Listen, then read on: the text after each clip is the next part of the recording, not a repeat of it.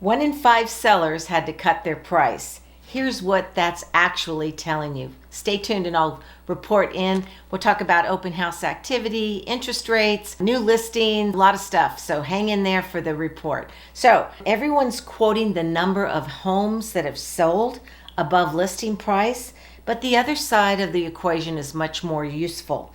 About 1 in 5 sellers have had to cut their price. Really applies if you're moving within a year. But when you get a market analysis, ask for homes that don't sell. That's really important data to get.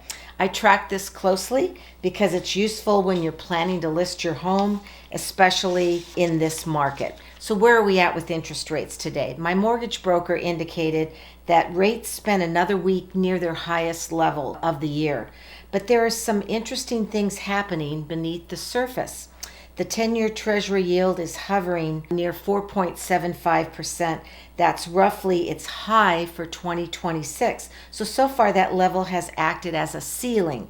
If it continues to hold, we could see some relief in yields and in mortgage rates. So if it breaks through, the next move could be higher. So where are we at? 6.825% for a 30-year fixed conforming, 6.375 for a 15-year fixed conforming, 6.75 for a 30-year fixed jumbo, and a 6.125% interest rate for a 15-year fixed jumbo rate. So a lot of buyers are still thinking getting into properties. We've seen some price reductions, so it's an actual good time for a buyer to step in and then possibly refinance the property down the line next year or the year after. I do want to talk about housing in general, and I've been in the industry 48 years, starting my 48th year, so I've seen the highs and lows in the industry.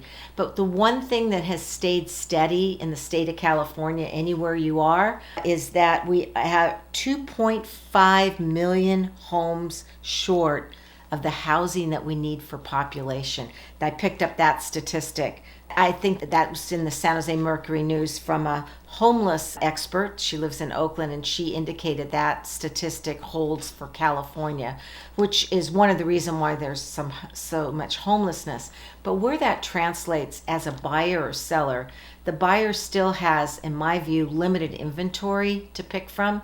But as a seller, the demand for buying is still very, very strong.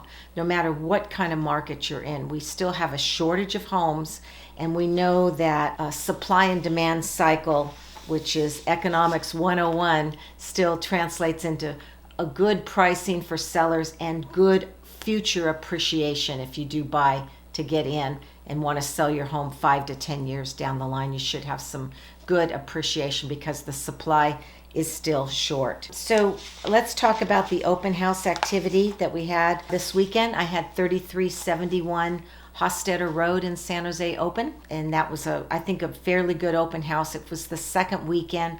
We're priced at $1,925,888, which is a good mark below $2 million. And it's almost 1,800 square foot home. Gorgeous home, beautiful, beautiful home. If you want to go online and see the photos, how that's presented. So we had about 9 families through on Saturday and another 9 on Sunday. Limited downloads and disclosures. I'm not sure where we're going to go with this one. We've got an offer deadline this Wednesday. So I'll report in next week and let you know about that activity. If we don't get any offers in, we'll probably be looking at a price reduction on that property. So stay tuned for that one.